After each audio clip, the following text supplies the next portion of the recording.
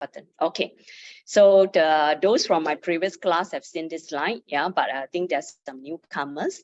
So I would like to let everybody knows I am not the expert or very familiar with the 5 hindrances. Yeah, I took on the challenge given by Ariya Sumangala, yeah, to actually facilitate this class because I believe in what is said by this teacher. By the way, Christy Urban is my mindful self-compassion teacher, one of my mindful self-compassion teacher.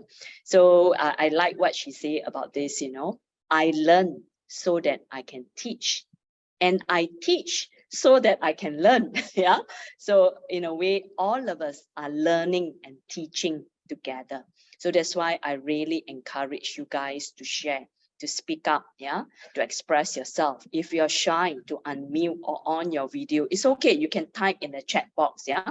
That's the wonderful part about Zoom class, yeah. You can type in the chat box, yeah. So because, you know, as we learn to express ourselves, to ask questions, or to share our experiences, yeah, we are also, you know, in the process of learning ourselves. Yeah, so I usually take this on as a teacher myself to remember this. Yeah, I learn so that I can teach because I have to do my homework. Yeah, and then as I'm teaching, you know, I'm also learning again. Yeah, so that's the wonderful part. Yeah. So then, of course, this is our focus of the D.I.G. D.I.G stands for Dhamma Investigative Group, if I got it right. I think Sin Loy was cracking her head just now. What was D.I.G? Yeah, so I think it's Dhamma Investigative Group. Yeah, so that's why it is an investigation group, right? So everybody is actually in this process together, learning, you know, investigating, going through the suttas, or you know, go into YouTube, so and so forth. Yeah, so that we actually enhance our Dharma learning. Yeah, and the focus of this session 8, this D.I.G session 8, the topic is transforming the 5 hindrances. Yeah, which you know, from your sharing, everybody is so familiar with the 5 hindrances. Yeah, but being familiar, yeah, doesn't mean that it's easy. Yeah, to practice or to overcome it. Yeah, so hopefully in our, you know, this 4 session, yeah, together we will actually explore how this negative mental state, yeah, that impede our practice, obstruct our development, and even, you know, lead us towards unwholesome action. Yeah, what can we do about it? Yeah. So, and especially, I think there's 2 parts, like I said, yeah. First part is the mental state, the meditative practice. The second part is in our daily life, yeah. What are some of the common ways these hindrances manifest in our everyday life and how to overcome these hindrances? Okay, so this is the focus of our 4 session, yeah. And of course, I've sent through Sister Andrea some references, which I think I sent to her 1, 2, 3. Yeah, I extracted out and put it in I think PDF. Yeah, which is 1, 2, 3. Yeah, Nivarana Sutta, Hara Sutta, and Avarana Sutta. Well, 1, 2, 3. Yeah, so I've not given number 4. And also the other 2, which is actually from a very good website. In Access to Insight is really a website that I really refer to a lot for a lot of our Dharma topics. It is well arranged, very systematic, and in fact, a lot of my slides are taken from there. Yeah, so that is of course a very important reference, yeah, that you can go to that website. And of course, those who do not like to read, yeah, I found that this YouTube, yeah, by Bhikkhu Bodhi, of course, one of the most senior, yeah, teacher of ours in Theravada Buddhism, yeah, and this YouTube is not too long. It's 1 hour 12 minutes, yeah, which explain very systematically about the 5 hindrances. In fact, it was so interesting. I found the video, but I told myself not to listen to the video first. So I prepare my slide. So I read through all these, you know, suttas that I listed here, including this Access to Insight link, yeah, the 5 mental hindrances and their conquest. So I read through all that, then I prepare my slides. Then the final part, then only I listened to Bhikkhu Bodhi session, 1 hour, 12 minutes. Then, I say, not too bad. Yeah, my arrangement of my slide is quite similar. So, but I found the way he arranged it is much more smooth, the flow. So that was very helpful. So I shifted my slide to follow some of the flow that Bhikkhu Bodhi did in this short Dhamma talk. Yeah. So find time, yeah, to listen to this Dhamma talk, 1 hour, 12 minutes, not too long. You can break it up into 2 or 3 sessions, yeah, to view the session. It was very good. He will actually have the Word document text from the sutta, and then he will actually go through it. And of course, he will explain further, apart from what is written on the Word document. Yeah, so these are our main references for our 4 session. It's a lot. We can't cover all in a class. In fact, that's why I've listed here as the main references for us to go back to again and again, even after these 4 classes. Okay, next one. Okay, so this is our breakout room. Yeah, we have done that. Okay, so hang on, trying to hide this floating, okay, because I can't see my top of my slide. Okay, so like I say, yeah, this is one of the main important texts compiled by this very senior bhikkhu, yeah, Nyanaponik Thera. And subsequent my slides are actually extracted from there, but I of course try to simplify it for your easy reference, yeah, because it's quite long. Yeah, so, and I find that the way it is arranged is so clear for our learning. So I'm learning from this teacher, so I'm sharing with you. Yeah, so yeah, I am a visual person. Yeah, so I've put a picture into it. This picture was not in the website, by the way. Yeah, in just now, Bhikkhu Nyanya Ponik Thera's website, I put a picture in. Yeah, because I'm a very visual person. I find that the picture helps me to understand. Yeah, so one of the way for us to understand the 5 hindrances is actually through similes. Yeah? And the text of the discourse actually quoted these 5 similes that represent these 5 hindrances. Yeah. So the discourse says, similarly, so long as these 5 hindrances are not abandoned in him, a monk consider himself as indebted, as ailing, as in prison, as enslaved, and as traveling in the wilderness. Yeah, so literally, yeah, it's referring to, yeah, sensual desire is like having debts. That's why I have that cartoon here, the person being dragged, by the money. Yeah, you are in debt, you owe people money. Yeah, so that represents sensual desire. Sloth and torpor, yeah, actually is represented by being in prison. It's as though that you're in prison. Doubt, yeah, doubt is represented by traveling. Yeah, oh my, underneath, yes, traveling in the wilderness. Yeah, so that's why I have that desert picture of the desert. Ill will is represented by ailing or falling sick. Yeah, and then restlessness and remorse is as though that you are a slave. Yeah, so the simile point out that way. My subsequent sites, yeah, I extracted, yeah, so that we can actually go through each of it. And it's very interesting how these old texts, sometimes they describe, yeah. So let us go through one by one, yeah, these hindrances, yeah, according to the simile. First one, yeah, sensual desire. There is a man who has incurred a debt, but has become ruined. Now, if his creditors, when telling him to pay back the debts, speaking roughly to him or harass him or beat him, he is unable to retaliate, but has to bear it all. It is his debt that causes this forbearance. In the same way, if a man is filled with sensual desire for a certain person or a certain object, yeah, he will, full of craving for the object of his desire, to be attached to it. even if spoken to roughly by that person, or harassed or beaten, he will bear it all. It is essential desire that causes this forbearance. And in that way, sensual desire is like being in debt. Yeah. So, it's very suffering indeed. Yeah. Second one, ill will. If a man suffers from a bilious disease and receives even honey and sugar, he will not enjoy its flavor, owing to his bowel sickness. He will just vomit it, complaining, "It's bitter, it's bitter." This is honey and sugar, huh? But in his taste, yeah, it's bitter, it's bitter.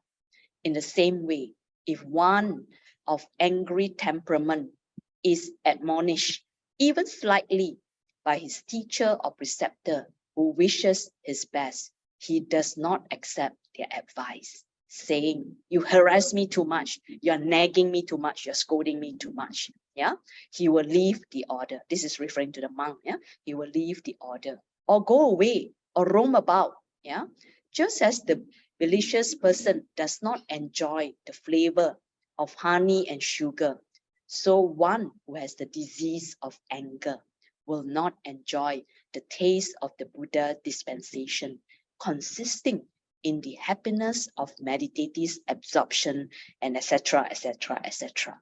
In that way, ill will represents illness. Next one, sloth and torpor. Yeah.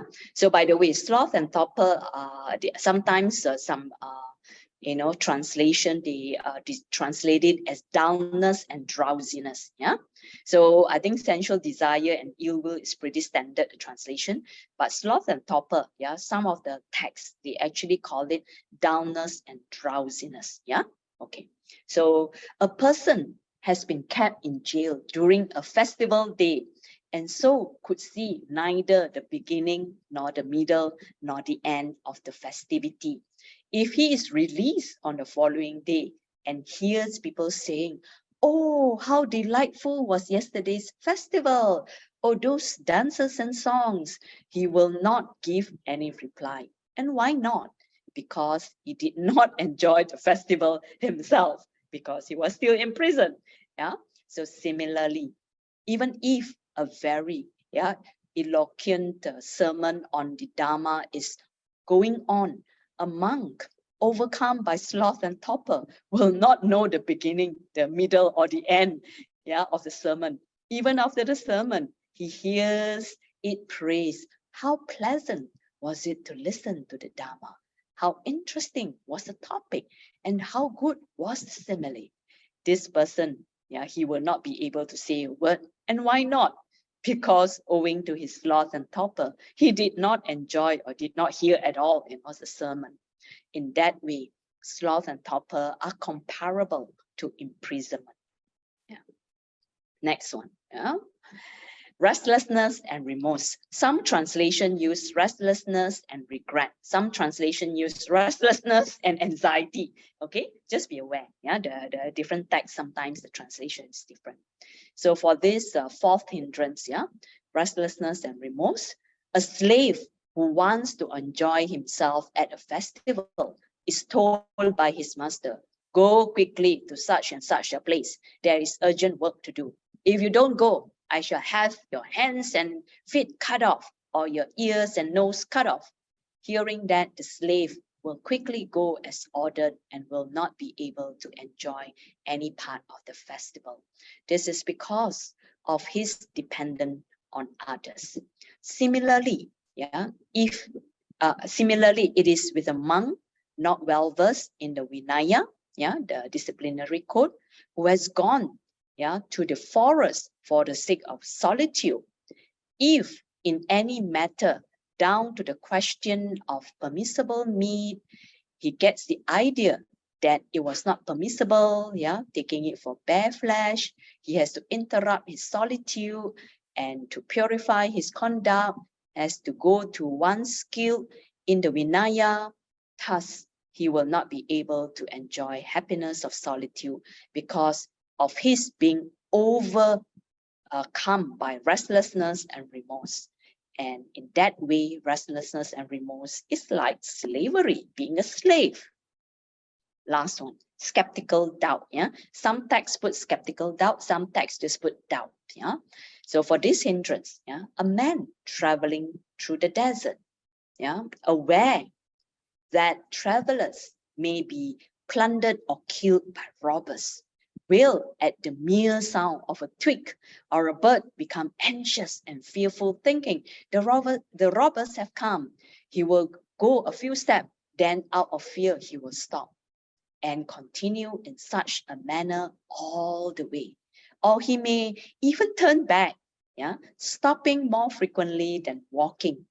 Only with toil and difficulty will he reach a place of safety, or he may not even reach the place of safety.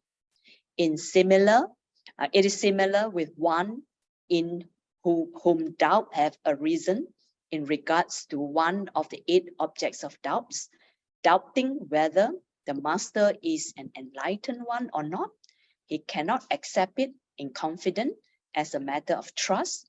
Unable to do so, he does not attain to the path and the fruits of sanctity. Thus, as a traveler in the desert is uncertain whether robbers are there or not, he produces in his mind again and again a state of wavering and vacillation, lack of decision, a state of anxiety, and thus he created in himself an obstacle for reaching the safe ground of sanctity. Yeah, in that way, skeptical doubt is like traveling in a desert. Okay, let me see what's my next slide. Okay, no, we're going to stop this. Hang on. Okay. Okay, so this is the first part of my slide, yeah, which is through the simile. I find the simile very interesting, yeah, and hopefully it inspires us to remember, you know, the simile equivalence to the hindrances.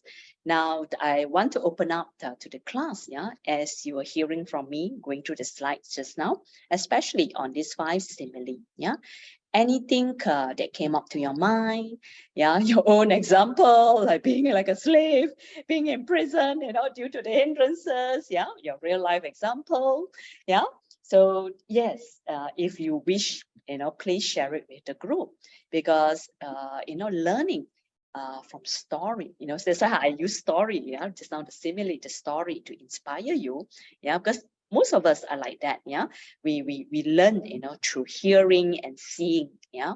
So any one of you, yeah, catching from the 5 simile, yeah, of you know, the first one, yeah, being indebted, you owe people money, Along come and chase you every day. Second one, being very sick, yeah. Third one, what is that one? Prison, yeah, prison, yeah, being in a prison. The fourth one is slave. The fifth one, yeah, you are lost in the desert. Yeah. So anyone, any question, sharing? Yeah, go ahead. Just unmute yourself and speak. Because small group, that's easier. Yeah, you don't have to on your video, because some of you told me individually that, you know, not convenient to on video, which is fine. Yeah, but at least on your microphone and speak. Yeah, yeah, Sister Hema, go ahead. Sis Low Mi Yen, yeah, probably like to get your more insight a bit. Because when I just read the sutta, this simile, I still can't really relate to myself. Even though yes, I understand it, but I find that like sensual desire, like in depth, I still don't really feel that I'm having depth with anything like that. Like a different thing to me. That's why when I see all this, I still couldn't cling with it. How? I still couldn't get it. Probably you can tell me more. How do I really link it and really see that, oh, that is, I need to watch out for this. Okay, okay. I will pass your question to the floor. Who can link it? Yeah, please give one example. Yeah, out of the 5. Yeah, yeah, this is right. Yeah, group sharing. Yeah. Who can like identify just now? Okay, you know, I see myself in the cartoon. Yes, Sister Su Qian, please go ahead and share. I think just one example that the easiest is sloth and topper. It's a bit soft, Sister Su Qian. Yeah. Me, Come nearer, yes. yeah, I just think of one example. Sloth and topper is like everybody very excited, go to the cinema and watch the show. It's Avatar 2 box office, but I fell asleep. So when everybody come out, everybody was so excited talking about the great show, but I slept throughout, so I didn't know the head and tail. So I miss it lah because I slept sloth and topper lor. Okay. Sorry, I was mute. So you were actually like, you were far away in the prison, right? Yeah. So where everybody else is together, but you are actually so-called by your own imprisoned, lost in your own way. Yeah. Thanks for that. Yeah. Anyone else on the other examples?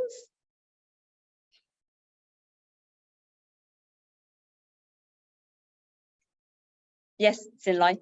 Yeah, regarding sloth and topper, in the prison, for me, I actually quite a lazy person, I must admit. If I can put off doing nothing, I would do nothing. So how am I in a prison? I'm just thinking that I am lazy and maybe don't really care too much about things. So I don't know how am I in a prison. I'm not sure of that. Because when you're in a prison, you will miss all the Buddha's teaching, all the sermon are going on and things like that, you know, so you're not accessible to it. All right. Of course, in the story, they describe it as festival, right? Yeah, because lay people, right? Yeah. So that means I will miss out the interesting and exciting and fruitful things along the way lah, because I'm sloth and topper. Yeah. All right. Okay. So I must pay more attention and wake myself up.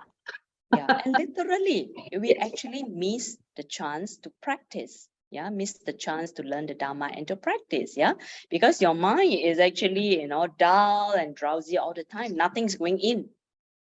Yeah, even though you're in the sermon, right? Actually, the second paragraph describes the monk in the sermon, right? And Buddha is giving the sermon. Also, nothing gets in because you were having the fourth hindrance, right? Or the third hindrance, sloth and topper, right? And it is a big obstacle indeed. Yeah, in the literal sense, yeah, if you look at the spiritual journey itself, right? Because you mong cha cha, you know, dullness, drowsiness, yeah, in Cantonese, right, mong cha cha, you know. So you actually are not able, you know, to learn the law of nature, right? The Dhamma. Yeah. So it is a big hindrance. Yeah. So you're actually all you know, secluded or isolated, you know, like as though in a prison, you know. That's how they describe it. Yeah. Okay, understand. Actually, I add one more. Yes. For me, I have a lot of doubts of teaching, of the people I come across. I always very suspicious of people, of Skeptical. things. Skeptical also. So I think I have a lot of doubts. And then just now when you show out of the 5, the picture, I relate most to the one that I'm in the desert. Yeah. So but by joining all the classes, the Buddhist activities, I'm still searching lah. I'm still searching. I'm not there yet, but slowly I'm seeing some trees, some lampposts. So that is good for me lah. Yeah. Thank you for that, Sister Sin Loi. Yeah, the desert one is very interesting. Yeah, because you know, this is where people can totally get lost in the desert. Yeah, because you know, there's no direction. Yeah, some other texts they actually use at the junction. You do not know to go left or right, so you're at the junction, or you may go right halfway, you patah balik. You come back, then you go left, you patah balik, you come back. So either way, you're not going anywhere. Yeah, so skeptical doubt, you know, one of the difficult hindrance, yeah, especially in learning Dhamma. Yeah, you're going neither way. So at the end, you're actually very stuck. Yeah, But this simile uses the desert. Yeah, I saw some text, they actually used the junction, the left and the right. Yeah. Okay. Anyone else? Sorry, just one more. Well, regarding the doubt. So because the teaching in Buddha's teaching, he always says that we shouldn't just believe what we read or what was taught. We should go and find evidence of it. So is that considered very skeptical of me trying to like dig and all that? And always no. You're supposed to dig. You're supposed to go and investigate and not, just take it literally.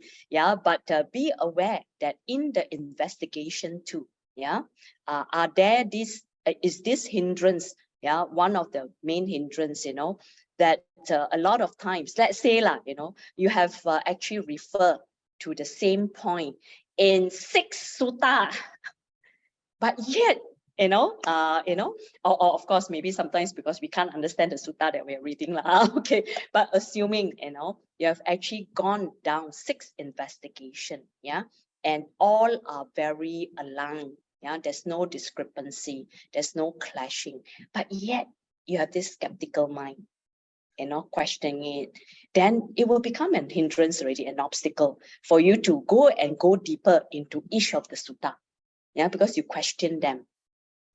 Despite, like I say, they are full alignment, and so on and so forth. So it is actually a mind obstacle. Okay. But the investigation must, that itself definitely must. That means, this is where don't go too extreme of it lah. Yes. Once you find like enough sustainable, sufficient support of your doubt, then you should just try to work on it lah. Yes, okay, try to work on it. All right, understand. And our Buddhist sutta is so tremendously complete. In fact, it's so scary. It's so many volume. But actually, those who are very familiar with sutta, which I'm not. So actually, you can find it.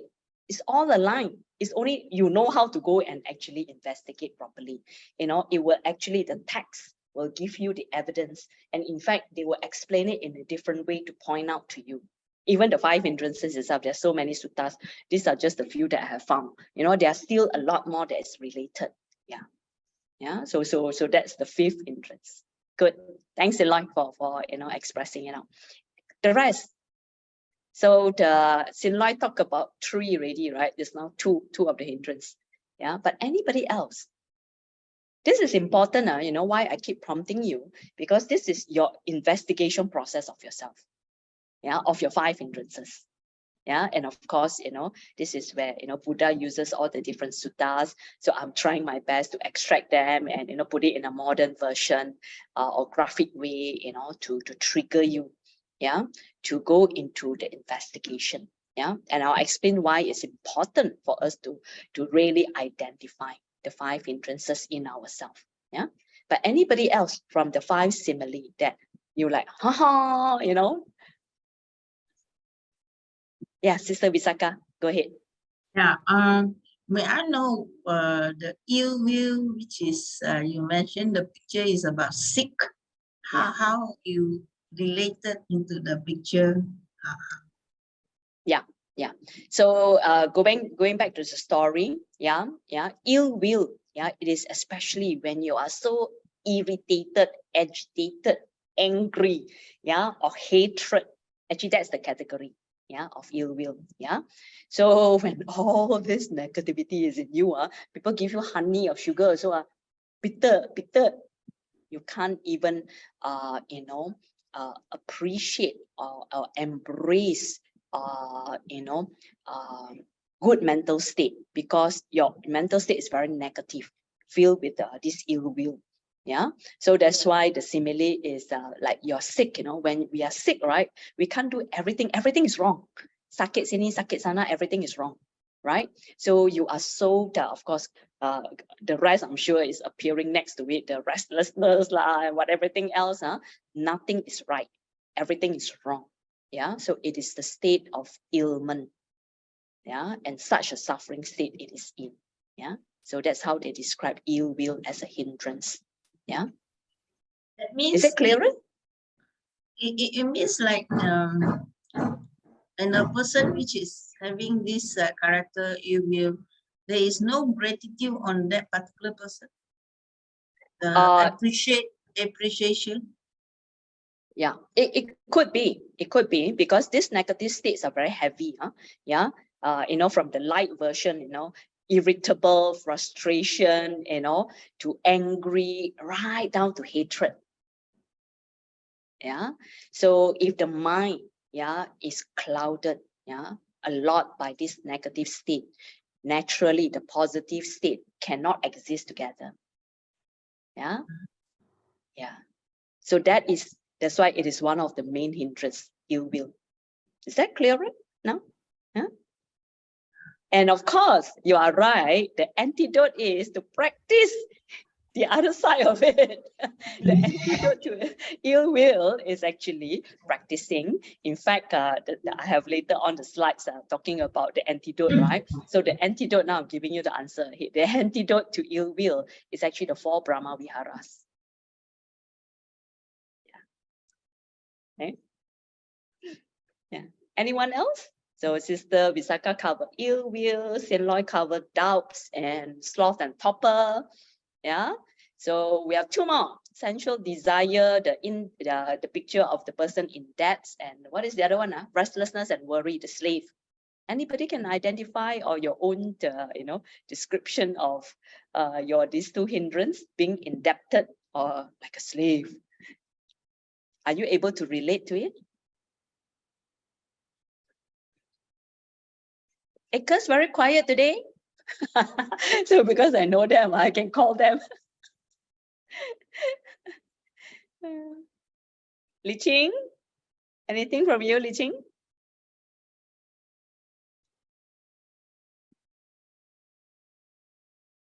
None, okay. So I'm not going to put up the slide. I'm just going to mention it. Yeah. Why are we looking at this topic? Yeah. This topic is so important. In fact, if you listen to Bhikkhu Buddhist talk, he started the talk by going through one of the sutta texts. Yeah. It is described as, these 5 hindrances is described as heaps or piles of unwholesomeness. The word that was described is heaps. Heaps means a lot, right? Like a mountain, right? Heaps and piles of unwholesomeness. The 5 hindrances is equivalent to these heaps of unwholesomeness. Yeah. So therefore, definitely, it is going to obstruct, our mental state. Yeah. Definitely, it is going to be a burden to the mind. Yeah. And actually, it is also an obstacle to our path towards wisdom.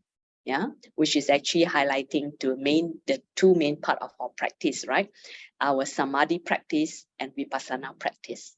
Yeah, samadhi is a concentration practice, vipassana, insight, the wisdom practice. Yeah, these 5 hindrances, if we do not work on it, because full elimination is the stages of arahantship, not so easy. So we don't talk about elimination. We talk about reducing and managing. So I dare not even talk about elimination of the 5 hindrances. So, but we definitely need to work on these 5 hindrances because these 2 important part of our practice is affected by it. The samadhi path and the vipassana path. So therefore, these 5 hindrances is very important to be addressed. And because these 2 paths itself, right, as part of our practice, and in fact it is mentioned, these 5 hindrances, can really obstruct us, to know our own good. I'm actually reading at my notes from the Bhikkhu Buddhi talk. It can actually obstruct us to know our own good, to know the good of others, and to know both the good of ourselves and the good of others. And here we are, being born as a practicing human being. This part is very important. And it's so rightly described. Not only the good of ourselves, it's also the good of others. So the hindrances can also obstruct us in relationship. So I'm very sure, yeah, in our interpersonal relationship, these 5 hindrances, yeah, will actually emerge. That's why from beginning I say that we need to look at it too, right? During meditative practice, the sitting down, yeah, and in the daily life, yeah. These two has to be practiced and looked upon, not just when you are sitting on your meditation cushion, yeah. And in fact, the text all has described that, you do not only practice when you're sitting in a meditation seat, yeah. The effort, the right effort, yeah, has to be consistent and all the time, in all aspect of your life, in the meditative part and in the daily life, yeah. And naturally, yeah. In fact, one of the suttas is actually talking about the what do you call that, the Satipatthana Sutta, mindfulness, yeah, for foundation of mindfulness, yeah. Naturally, yeah, we need mindfulness itself to recognize that we have 5 hindrances. A lot of times meditate, but sudah tidur pun tak tahu how to identify the 5 hindrances, which of course, yeah, sloth and torpor is one of the hindrances. Nicely sleep, yeah. So we are not even aware that we are being challenged, yeah, in our practice. Yeah. So that's the other part I want to mention. And it is also mentioned that this part, yeah, is so important to know the good of ourselves, to know the good of others, to know the good of ourselves and others, yeah, in realizing, yeah, the spiritual path. Yeah, and they describe it very good. Realizing a superhuman distinction in knowledge and vision worthy of the noble ones. Texts are usually sometimes, that's why if you don't have patience to read, yeah. But in short means that this wholesome journey towards enlightenment. Yeah. So and also, yeah. In fact, I'm going to talk to Sister Andra to try to get the person who draw the nice poster for us to rearrange a little bit, because it is interesting that I actually learned. I actually didn't read this, but actually Bhikkhu Bodhi highlighted out of 5. Actually, what he called the main hindrances are the sensual desire and ill will, the 2 very heavy. Yeah. So these 2 are considered the heavier hindrances, whereas, yeah, sloth and torpor, restlessness and remorse, and skeptical doubts, yeah, are not in the main 2. So in fact, one of the participants in the YouTube, the Dhamma talk, actually asked Bhikkhu Bodhi, yeah, how is it different from greed, hatred, and delusion? Of course, Bhikkhu Bodhi said it's different. But if you want a quick sort of like looking at the similarity, so the greed is sensual desire. Ill will is hatred. Yeah. And the other 3 will fall under delusion. Yeah.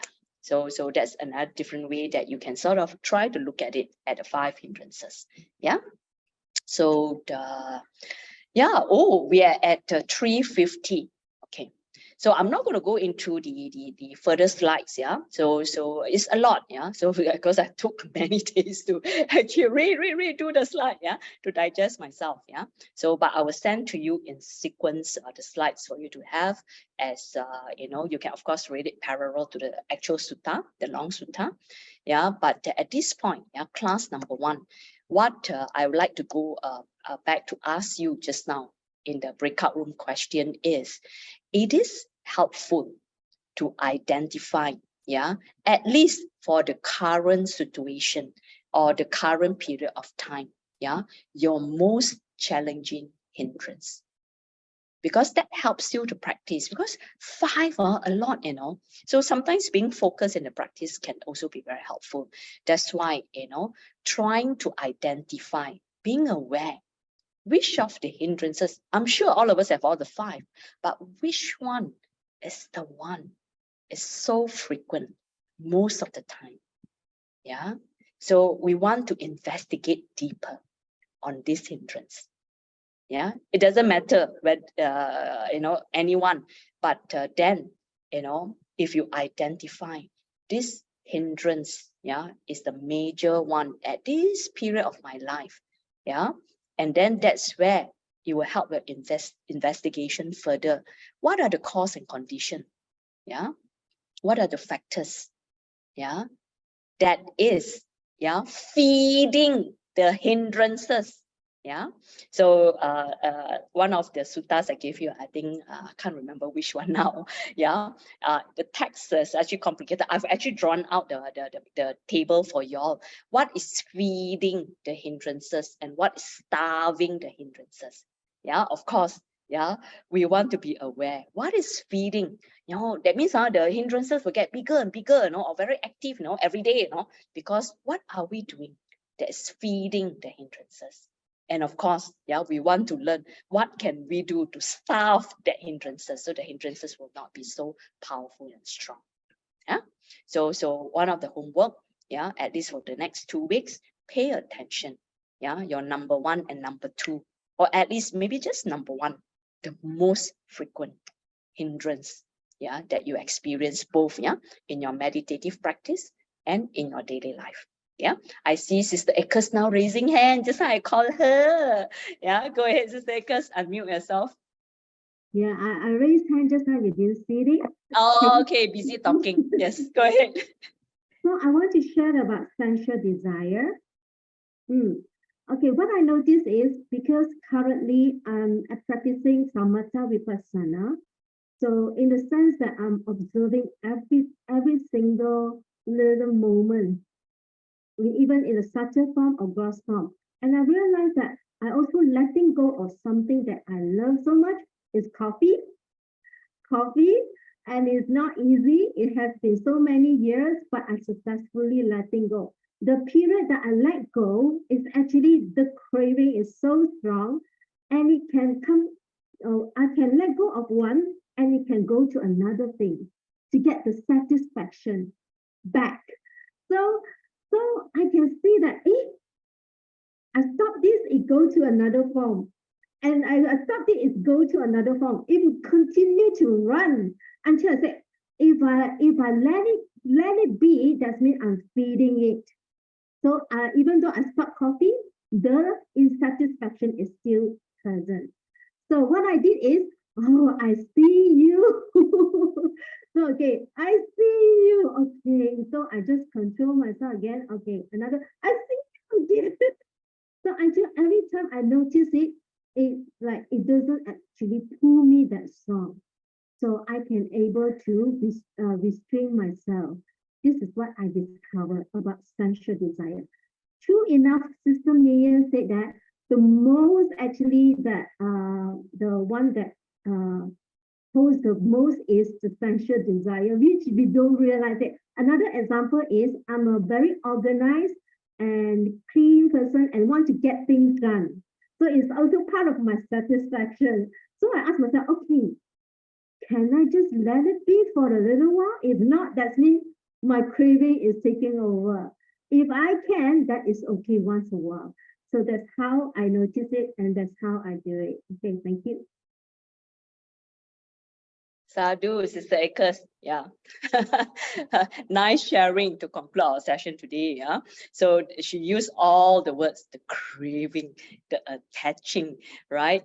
Yeah. So that's why, you know, sensual desire is one of the main. Yeah. So I laugh because all of us, you know, definitely have experienced what you experience. Okay, no more coffee. Yeah. Okay, maybe I'll drink tea. Wow, now I'm craving towards tea pula. Huh? The only thing we are allowed to be crave for is water because we need water to survive, plain water. And many people don't like plain water. Yeah, you see how strong that craving is. Yeah, so that's a very quick example, you know, from Sister Akers. Yeah, and you have actually mentioned is the practice. Yeah, so it is actually not shifting from the coffee to the tea or to the juice. It is actually staying.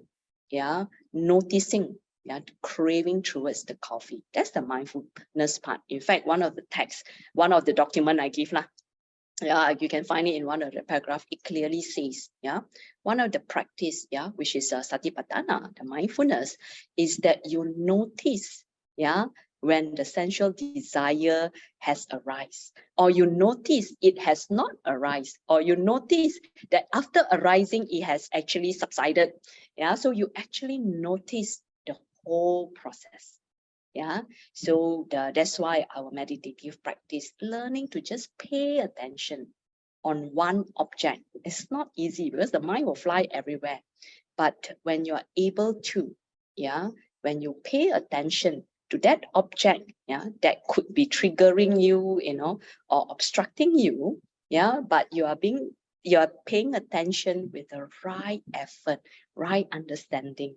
You're not fighting it and not getting rid of it. It is just that it arises. And once it arises, it will subside. You just have to actually observe it, right? Instead of fighting it, and so on and so forth. Yeah, but to be able to stay on this process, yeah, the mindfulness process itself is not easy for many of us. Yeah, so I'm so glad you share, your meditative practice and how, it actually helps you, in your mundane life, loving coffee, and being so attached to coffee. Yeah. So of course, for our classes, these 4 classes, yeah, if any one of you, yeah, that is beginners in meditation practice, a few of you are in the MBCT class with me, so you can continue your practice. Yeah, I think the AMLTP trainees, yeah, you have your meditation practice, but some of you, if you don't have a meditation practice, please drop me an email. Yeah, my email is quite simple. It's my name, miyenlo@gmail.com. Yeah, just all one, no dot, no dash, and yeah, just miyenlo@gmail.com. Drop me an email individually. Yeah, so maybe I can send you an audio recording of a simple meditation practice for you to just begin with and practice with. Yeah, so because it will be helpful. Yeah, for the following topic, yeah, where I'm going to dwell further into, yeah, the 5 hindrances, especially looking at the mindfulness practice, the meditative practice as one of the antidote. But of course, there are also other daily practices as antidote to the hindrances, but meditation is one of the main one. Yeah, so those of you who are not familiar and you don't have a regular practice, drop me an email, please. So then I will send you perhaps a sample audio or whatever for you to at least start with, because sometimes that you don't know where to start. Yeah. So that's for preparation for next session, which is the meditation practice and identifying your number 1 hindrance for now. Yeah. In both meditation and in daily life.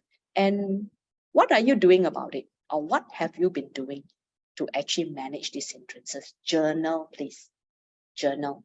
Yeah. So when you come back, then you can share in the class. Yeah. So for those of you who are attending D.I.G for the first time, yeah, this is not a Dhamma talk with full lectures. This is pretty interactive, and there's a lot of homework, means that you have to go back and do your homework and come back and share.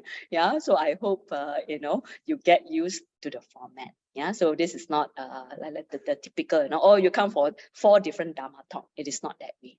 So in fact, I usually will observe the participants, what are the questions from them, and then only I design the next talk. How am I going to fit what I have from the sutta, yeah, to align with perhaps the more frequent question from the participants. Yeah. So with that, thanks, Enloy. Yeah, you gave them my email. Yeah, in the chat box, those of you who do not have. And over to you, Sinlot. Yeah, you're still the MC to close the session. Yeah, over to you. Sadhu, sadhu, sadhu, to Sister Mi Yen.